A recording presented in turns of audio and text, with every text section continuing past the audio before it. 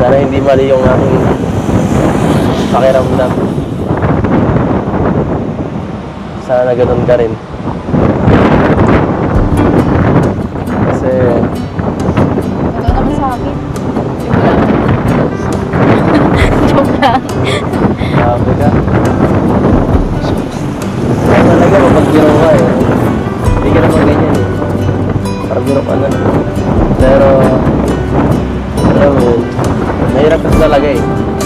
Mahirap makatagpo ng tao kagaya mo na madaling pakisamahan, di ba? Madaling pakisamahan sa lahat.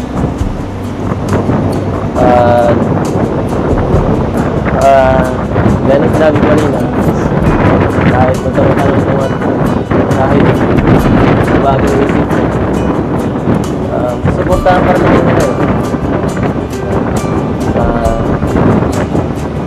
suportahan kahit anong maging desisyon mo, basta okay lang sa akin yun.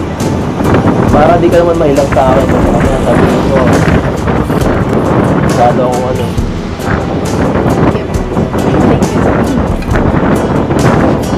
wala yun.